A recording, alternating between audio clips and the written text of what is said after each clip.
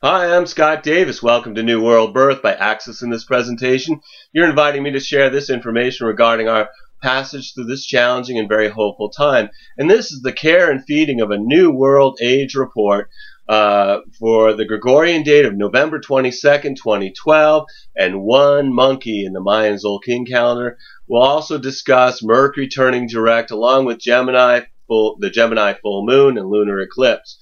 So November 22nd is One Shuin, or Monkey, which is carries the themes of new beginnings, good fortune, innocent curiosity leading to artistic expression, mischief similar to coyote spirit and the trickster gods of many native traditions, generosity, the jack of all trades, weaving the threads of time, craftsmanship, and wisdom keeping. One Monkey is the 131st day of the 260-day Tzolkin calendar, marking the beginning of the second half of the round. And the calendar usually we think of as beginning with crocodile as the primal nurturing energy for beginnings, and then the second half begins with monkey, who is the artisan who creates something new. But these are really arbitrary points, as many different Mayan groups celebrated different days to begin the Tzolkin round. And ultimately, it's just that. It's round, like a circle. It really has no beginning or end. So One Monkey is also considered by some of the groups to be the beginning of the Tzolkin round. And we're going to explore that a little bit later.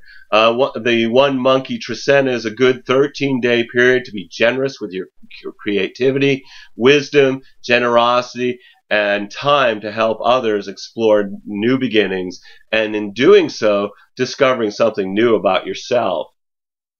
Astrologically, the One Monkey Tzolkin begins with Mercury, Jupiter, and Uranus retrograde as Mercury starts to slow down as it approaches the point where it's going to turn direct on November 26th. And this being a monkey Tzolkin and Mercury changing from retrograde to direct motion, I thought I'd explore the archetype of the Trickster, which is a quality that's shared by both these symbols. In mythology, the trickster is a god, goddess, woman, man, animal, or spirit who creates mischief by playing tricks and acting outside the accepted rules of their community. Sometimes these acts are deliberate to destabilize the power structure, but often they seem to have the theme of a malicious act that ultimately has an unintended positive results for the collective group. Tricksters can be cunning or foolish in their bending and breaking of the rules of society. They're often considered sacred in their game playing because they raise the awareness of their culture in their often funny displays. The exploits of the coyote spirits of the Southwest Native Americans and the raven of the Pacific Northwest are great examples of pranks that lead to the betterment of the native people, such as the initiators of the universal theme of the fire theft. And they're often act the clown and will even bend their gender to fool the target of their trickery. The coyote spirit becomes synonymous with the creator in some native traditions. As another example of this, we have the archetype of Hermes in Greek mythology, which would be Mercury in Roman mythology, who was the messenger of the gods. And if you weren't on his good side, you might not get the message, or it might be altered to mean something different than what was intended. Loki in Norse mythology held the role of the trickster. The Cherokee trickster was the rabbit.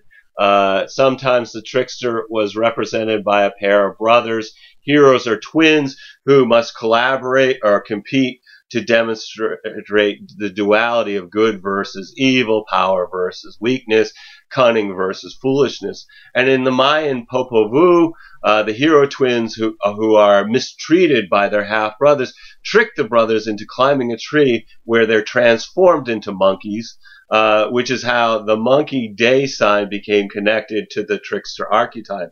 In African American literature, the monkey is also the trickster who outwits the lion by speaking figuratively, which is interpreted literally by the lion as a demonstration of overcoming an oppressive authority figure through the language the king of the jungle cannot comprehend.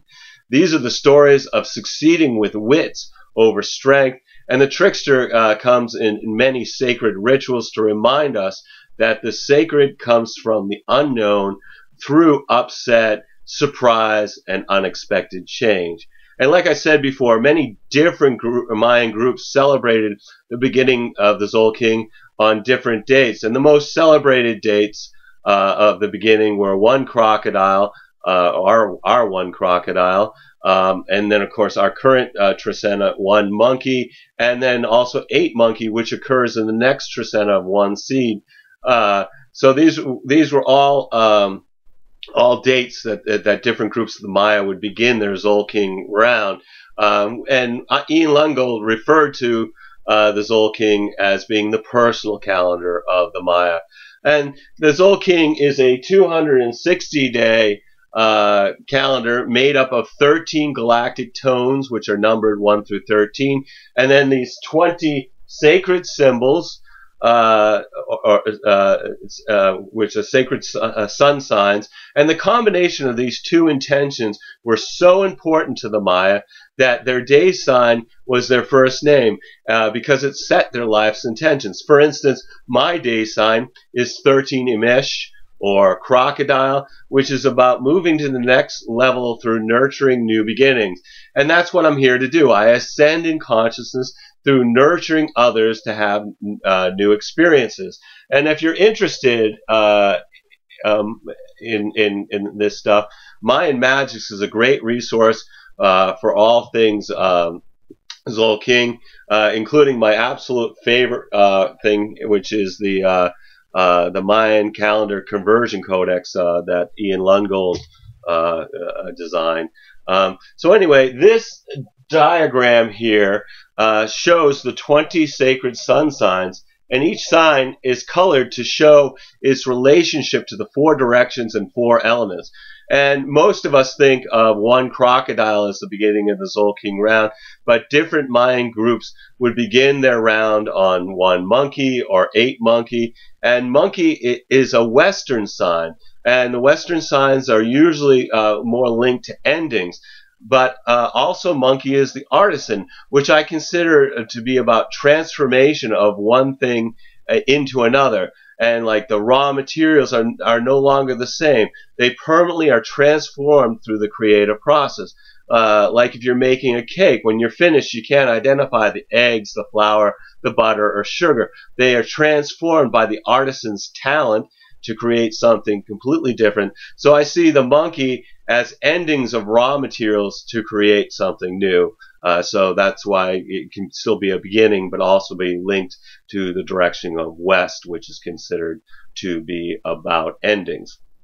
So for simplicity, I'm going to begin by looking at the crocodile here, which is in red, and it represents the east and fire and birthing. And then next, as we go around the round, we get to wind, which is connected to the north, and it's about the mind. And then we have night, which is in blue and represents the west, and water and endings to transform one thing into another. And then we have seed, and it's in yellow, and it's aligned with the south and the earth and the body. So as we move around this wheel, the pattern stays constant, going red, white, blue, yellow, red, and so on. And I find it interesting that each Tricenna ends with the same direction it starts with. So in the groupings of 13 days, it follows the same pattern. We have, so we'll go from having the crocodile in red to the jaguar in white,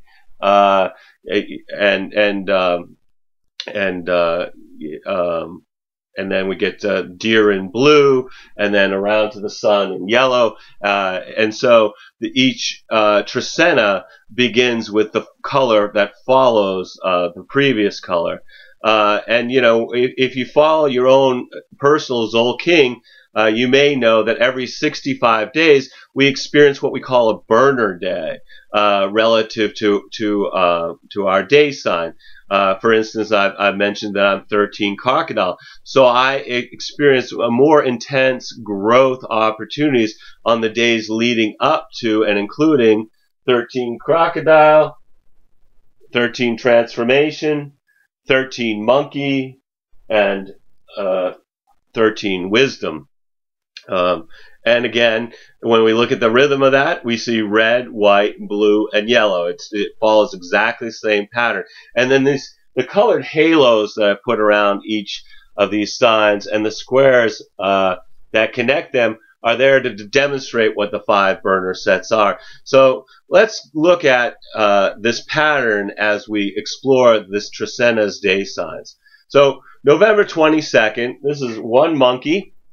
And it's about unity through creating new beginnings as the sun is challenged by Neptune, which obscures clarity and focus and can feel like a low energy day, but it also illuminates our creativity. And on that same day, we have Venus gain support from Neptune, which brings great compassion and spiritual love. With the Pisces moon finding support from Mercury and the sun, it brings a day with mental focus and energy to accomplish our goals. And then the 23rd, we have 2 road, and which is duality being experienced through being a service to others, as Mars is challenged by Uranus, which brings a few days of restlessness, and this will likely increase our desire to actively rebel against authority figures on both the personal and global stages.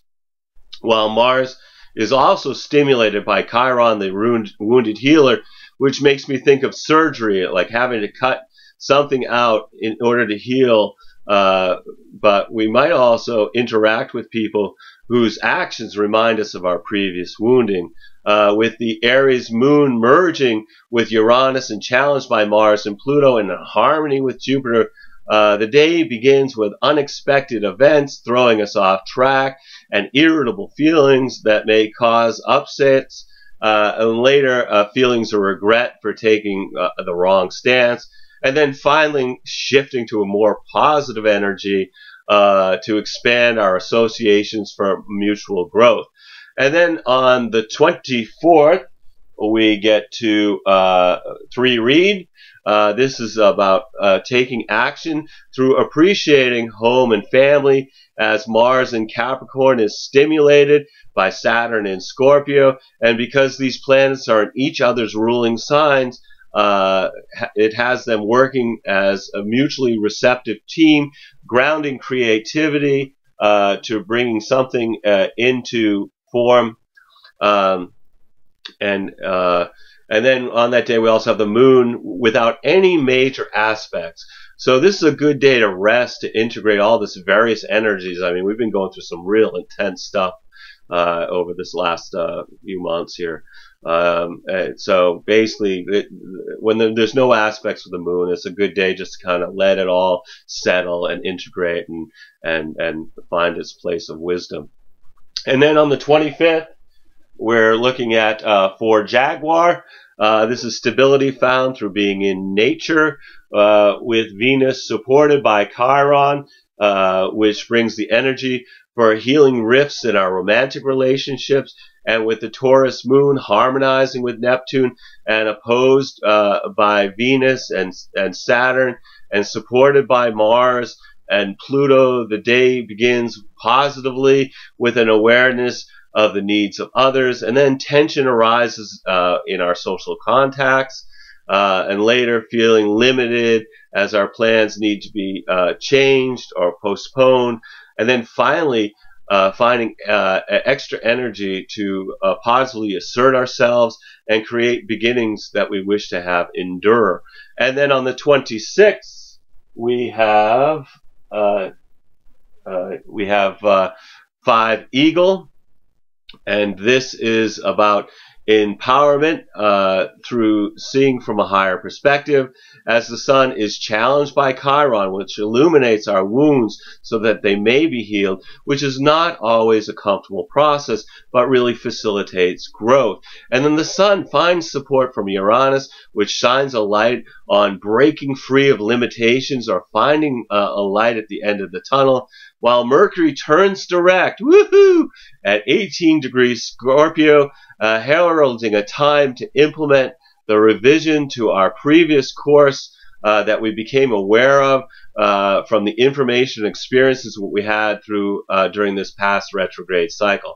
So also on the 26th, we've got Venus merging with Saturn in Scorpio, which brings lasting power to any agreements made during this transit. So it's important to be sure about making any commitment or signing a contract for a few days, because those are going to be really contracts and commitments that are very difficult to get out of. And on that day, we have the moon opposed by Mercury, which can go two ways, with either a real conflict between our moods and logic, or a positive conversation, either internally or with another person, about our feelings and or our spiritual journey. And then the 27th, this is sixth wisdom, which is right here, sixth wisdom, which is about being in the flow through introspection, meditation, and forgiveness as Mars merges with Pluto in Capricorn, which can bring a few days where we feel a surge of power and a more awareness of our deeper, darker desires. But also severe conflicts of ego may lead to disruptive and potentially violent interactions. And when we have the Gemini moon being challenged by Neptune, which brings a dreamy state where daydreams are more interesting than the daily grind. And then on the 28th, we have 7, Earth, which is reflection through the gratitude for Mother Earth. And on that day, we have Venus harmonizing with Pluto, which brings more intensity to the dark energy and drives I was just talking about that have been coming to the surface over the past few days. This could bring more taboo, sexual, violent, unpredictable energy, which is embedded in the chart of the Gemini full moon lunar eclipse, which is being stimulated by Uranus, challenged by Neptune and Chiron, opposed by the Sun, and merging with Jupiter. Full moons have folks revved up to go howl, you know, and this one should see its fair share of increased pregnancies, emergency room, hospital visits, and arrests. Also, the information may not be all it appears, because it's really a strong potential for people conning people, lying, over-promising, and even deceiving ourselves because of the Neptune interaction with this in this full moon. So it's for me, it's definitely a full moon I'm staying in for. Anyway, the 29th. This is 8 Flint. Okay, here we go. 8 Flint. And 8 Flint is balance through being introspective and reflective, as Venus is stimulated by Mars and softens the effect of the recent full moon and brings more balance between the sexes and energy to create and enjoy sensual and sexual interactions, while the moon has no major aspects, which again, this is helpful to take some time off to assimilate the vast amount of emotional information that we've gathered during this week. And then on the 30th, November 30th, we are now at 9 Storm. This is patience through appreciating the gifts in adversity, with excuse me, with the Cancer moon finding support from Neptune and Saturn and challenged by Uranus. The day begins with fantasies and daydreams, and later rebellious feelings and hasty reactions, and then finally finding patience and strength to deal with any adversity. And then December 1st, this is 10 Sun, right up here. 10 Sun is about manifestation through honoring the wisdom of our ancestors, with the Mercury moon being opposed by Pluto and Mars and supported by Venus. Early in the day, feelings The emotions are really we feel them on a very profound level, but then later it shifts to having a little more irritable moods, which then gets somewhat softened as Venus pushes for pleasant social interactions and the enjoyment of good food and drink, but there's also a caution against overindulgence. And then we have December 2nd, 11 Crocodile. This is resolution through nurturing new beginnings. As the sun is opposed by Jupiter, this brings positive, cheerful, optimistic moods, which can lead to overindulgence and wasting resources. But it may also have people feeling the courage to try something they've never experienced. And with the moon being supported by Mercury, which colors the day with folks being in touch with their feelings and able to express their emotions more freely and listen sympathetically. And then on the 3rd, we have 12 Wind. This is about understanding through communication, with the Leo moon being supported by Uranus and the sun challenged by Saturn and in harmony with Jupiter, brings emotional shifting energy, beginning with craving excitement and then feeling lonely and a little bit out of touch with others, and then later enjoying congenial interactions, and then finally pleasant feelings of being in balance, which is good for any kind of group activities.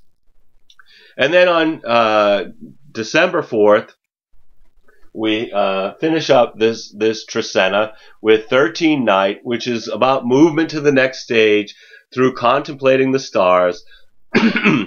Excuse me.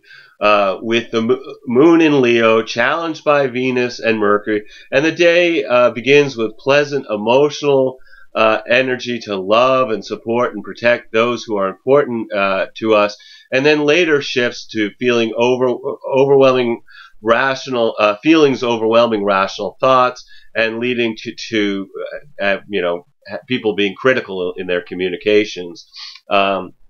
So anyway. No matter what the energies are affecting you during this One Monkey Tzolkin, take some time out to be in the flow of the planet by being in nature, watching a sunrise or sunset, communing with the stars, being conscious of the moment through introspection, meditation, or really being conscious when you're with somebody you love. Every day we have is a blessing. No matter what the dramas are that are really beckoning to distract us, take us off our path. We're all here giving the performance of our lifetime on the world stage. So take some time out to observe the play as well as act your part. Because remember, you are a spiritual being having a human experience. So I'd like to thank you for checking out New World Birth. The next segment of Care and Feeding of a New World Age will be on December 5th for One Seed. Might as well put that in there. Which is also, and we'll also discuss Mercury moving back into Sagittarius as it's moving forward. The Sagittarius new moon, Uranus turning direct, along with Venus moving into Sagittarius. So we're going to be talking about the Happy Wanderer a lot. You can check us out on Facebook, which has all the text of these reports. YouTube has the complete history of all the videos that I've done since the beginning, or the Mayan Magic website, which lists testimonials of folks who've received readings from me. And as always, I invite you to email me here at newworldbirth@yahoo.com if you got any questions about this or you wish to schedule a reading. And I am providing readings and wish to make this service available to the greatest amount of folks. So I've created 3 options with 3 levels of compensation. These readings are designed to provide information to help you navigate these difficult times. On the basic level, we're going to look at your human design chart to help you understand how to use your individual strategy and authority in making life decisions based on your unique design. I include the next 3 months of astrological transits as they relate to your natal and progressed astrology chart, along with the human design reading at the middle level, and then at the top level, the human design and astrology reading will be recorded and then sent to you as an MP3 file that you can download to your computer. So if you've been thinking about getting a reading during these uncertain times, please feel free to contact me. I would love to provide you a reading. But to do so, you're going to either need to be able to call me in Maine in the USA, or connect with me over Skype to receive your reading. And as always, I'm blessed that you've taken the time out to connect with my passion for these ancient mysteries and their application in our journey during this incarnation. The light in me honors the light in you. Namaste and Lakesh, and I'm looking forward to seeing you next time.